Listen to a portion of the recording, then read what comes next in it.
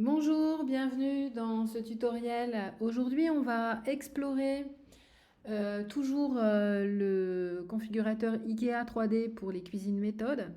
Donc aujourd'hui, on va explorer la création des angles. Les meubles d'angle, la création des angles, c'est souvent un casse-tête dans une cuisine. Et donc, je vous propose d'avoir ce petit tutoriel spécifique aujourd'hui sur la création des angles. Donc, j'ai créé un espace très simple. Pour pas m'embêter, je vais aller déplacer ma fenêtre. Voilà. Oui, je vais la mettre là. Hop, voilà. Donc c'est vraiment tout simple. On va aller dans le 3D. Regardez cet espace. Et puis, on va aller dans personnaliser. Hop, pour venir placer les éléments. Je vais faire une petite visite quand même. Voilà. On est bien. Ok. On va sortir de la visite. On retourne dans le 3D. J'ai peut-être un petit bouton commande. Voilà. Ok. Donc, dans les éléments bas, vous avez les éléments pour angle. On va commencer par le bas. Vous avez plusieurs options. La première, c'est celle-ci.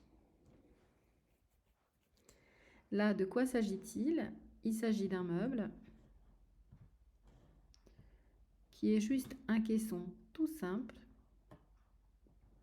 Donc, l'espace utile de rangement, c'est un simple rectangle. Ok, on va l'ouvrir là. C'est ça.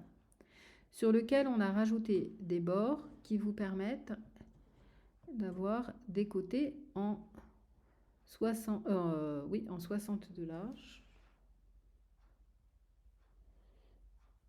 à droite et à gauche.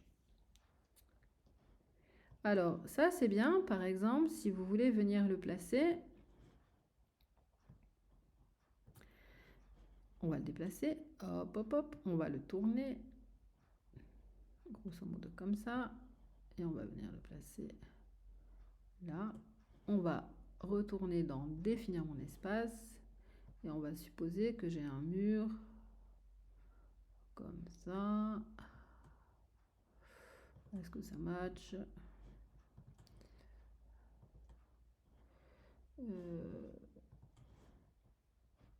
On va déplacer ça. Hop.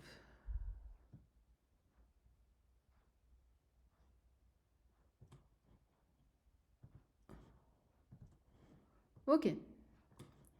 Supposons que j'ai une pièce, voilà, avec cette configuration, super. Donc, coup de chance, j'ai un mur à la bonne dimension dans laquelle je vais pouvoir mettre un angle comme celui-ci. Et puis après, je vais rajouter mon évier. Hop, là, classique. Je vais rajouter un meuble avec des tiroirs. Là. Ah non, pardon, j'ai mis un faible profondeur. Je me suis trompée, je le supprime. Avec tiroir en 60, là. Oups, retourne encore un petit coup. Voilà. Là. Ok. Là, je crée un angle. Formidable. Mais il y a de fortes chances que vous n'ayez pas le bon mur pour mettre ce meuble. Et non, vous ne l'avez pas. On va retourner dans la configuration précédente. On va le ramener là. Je vais retourner en 2D. Je vais le tourner comme ceci. Alors, vous sentez, quand je tourne, en fait, ça bloque un petit peu là. Ça veut dire qu'il est bien placé. Et après, je peux quand même l'emmener comme je veux. Ok. Je vais le replacer contre mon mur. Et là, je vais aller dans Modifier. Je vais descendre dans la boîte de dialogue. Et tout en bas, j'ai Profondeur du plan de travail. Et je vais faire Oui. Et regardez. It's magic. J'ai un angle parfait à 90 degrés. Donc ça, c'est une solution économique. Je ne sais pas pourquoi il ne veut pas me donner le prix, par contre. Qu'est-ce qui lui plaît pas? Je ne sais pas. Donc, je vais le supprimer, je vais recommencer. Et donc, hop, parce que je voulais aussi qu'on voit le prix. Ah non, il veut pas. Alors, il y a un petit... Qu'est-ce qu'il dit, lui? 306 euros. Bon, donc 306 euros, ça va être la solution la moins chère. Et puis, bon, évidemment, vous avez une perte de place sur cette zone-là, à droite et à gauche. Mais vous avez quelque chose qui fonctionne et qui est facile à assortir. Ça, c'est la première option pour mettre un angle. Deuxième option pour les angles, le meuble d'angle. Alors, côté droit ou gauche, on va zoomer pour bien y voir. Ok, celui-là ne me convient pas, je vais prendre l'autre. Il me faut celui-ci. Celui-là, je le supprime. Donc, c'est les deux mêmes modèles, sauf qu'il y en a un qui a l'angle à droite et l'autre l'angle à gauche. Hop, on l'attrape en attrapant la petite croix bleue. Et là, j'ai ce meuble. Si je l'ouvre, à l'intérieur, j'ai un rangement qui va sur la droite, qui va être assez difficile d'accès, avouez-le. Et ça coûte 352 euros. Mais bon, c'est possible de faire un angle avec ça. C'est jouable. Ok, on va le supprimer. Option suivante pour angle. On va avoir exactement la même configuration que précédemment avec à l'intérieur un petit... Hop, je vais le mettre là. Je vais l'ouvrir, que vous voyez bien. Je vais avoir un quart tournant, un petit haricot. Enfin, il y en a deux, hein, deux haricots tournants. Alors, c'est vrai que c'est pratique. Vous pouvez mettre pas mal de choses à l'intérieur de ça. En revanche, vous pouvez y mettre de la vaisselle, éventuellement des boîtes de conserve. Mais je vous déconseille fortement d'y mettre du riz, des pâtes, des céréales ou des choses à manger. Parce que si vous renversez quelque chose à l'intérieur, pour le nettoyer, bonne chance. Donc non, pas terrible. Mais bon, voilà. Et c'est 450 euros quand même, c'est un petit budget. Élément bas pour angle. Alors on a la même chose avec un tourniquet. Alors là, le meuble va être un peu plus volumineux. C'est pas du tout la même configuration. On va le tourner. Hop, on est là. Tourniquet. Et là, ça s'ouvre comme ceci, avec quelque chose qui va tourner à l'intérieur. Alors, regardez bien que l'espace ouvert là, on va le mesurer. On va se mettre comme ça pour être assez précis. Vous avez 40 petits centimètres d'ouverture pour un espace en diagonale qui est de 1,40 m et un espace là à là qui est de 1,20 m. Donc en fin de compte, vous prenez pas mal d'espace. Vous prenez la largeur de 2 meubles. C'est beaucoup. C'est beaucoup. Donc vous avez l'impression que ça vous fait gagner de la place, mais pas tant que ça.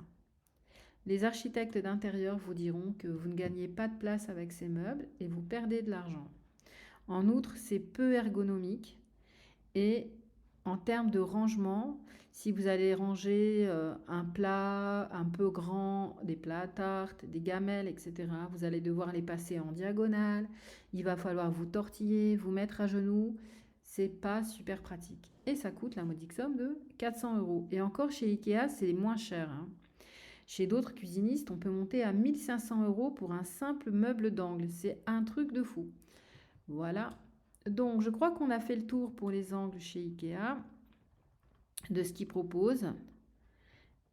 Et ils ont ensuite le caisson évier et le caisson plaque de cuisson en angle qu'on va venir placer. Hop, on va le tourner là. On va le placer en 2D. Ok, on est bon.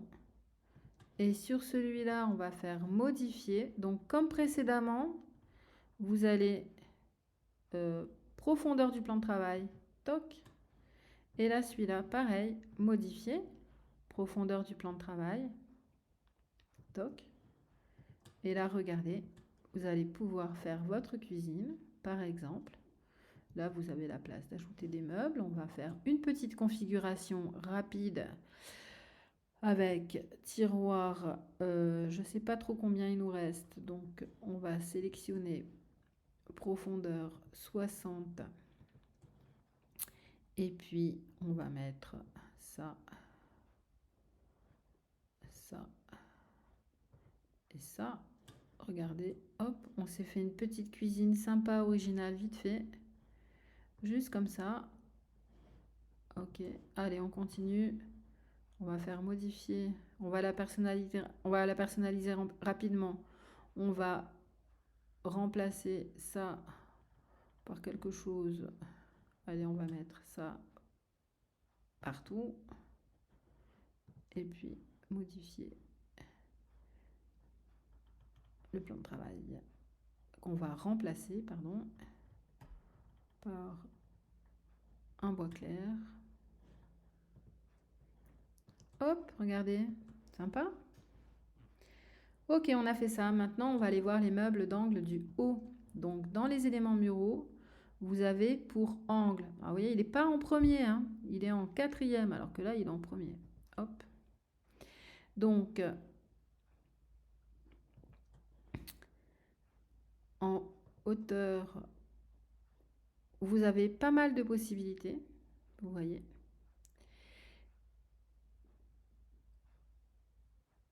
On va sélectionner 60 pour voir ce qui est proposé en 60. Alors, le premier, c'est celui-ci. Allons voir de plus près à quoi il ressemble. Hop, donc, pour faire mon linéaire maintenant, je vais devoir rajouter... non, ça, c'est pas du 60.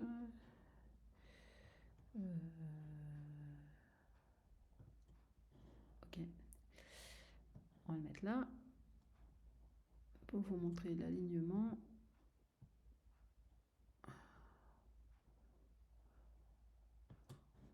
Alors, sauf erreur de ma part, oui, ça s'ouvre bien comme ça, c'est ça, on va fermer, on va venir placer celui-ci tout contre, s'il veut bien, non, il veut pas se déplacer. Ok, c'est toujours quand je fais les démos, qu'est-ce qu'il a?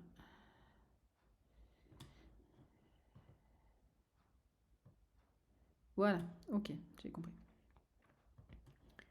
Il y a un petit effet transparent avec le filler. Voilà, il y a un filler qui est là. Donc, on ne peut pas bien coller les éléments. Donc, qu'est-ce que ça va donner? On ouvre. Donc, vous avez cette partie-là qui va être facile d'accès. Et puis, celle qui est au fond, là, pas terrible. Hein. Pas terrible du tout. Et donc, dans les éléments pour angle haut,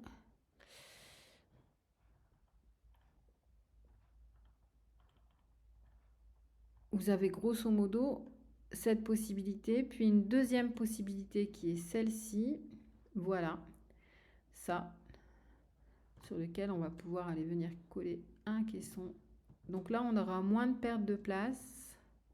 On va ouvrir et on aura facilement accès là et un peu moins sur les côtés, mais on a quand même un accès un peu plus facilité. Moi, personnellement, je préfère cette option. Et si ma mémoire est bonne pour les angles, et ben c'est tout. Voilà, il n'y a pas 40 000 trucs. Il y a deux possibilités avec des déclinaisons. Et enfin, la même chose que précédemment, celui-ci, mais avec à l'intérieur un tourniquet, qui est une bonne option, moi je pense, par contre, pour le coup. Alors, autant pour le bas, je trouve que c'est pas pratique de se pencher, etc. Là, pour mettre des petites choses, de la petite vaisselle, des petits éléments de cuisine, ça le fait. Ou au-dessus de votre plaque de cuisson pour mettre par exemple toutes vos épices, à condition de les avoir dans des bocaux bien fermés, parce que pareil, le nettoyage est quand même toujours problématique pour les caissons des angles. Voilà. J'espère que ce tutoriel vous aura aidé à choisir les meilleures solutions, les plus ergonomiques, les plus économiques pour faire vos angles de cuisine. On me pose souvent la question comment aménager un angle. Ben voilà, vous venez de voir quelles étaient les possibilités. Je vous invite à suivre mes prochains tutos et puis à vous abonner à ma chaîne et surtout je vous invite à faire appel à mes services pour créer votre cuisine. À bientôt, au revoir.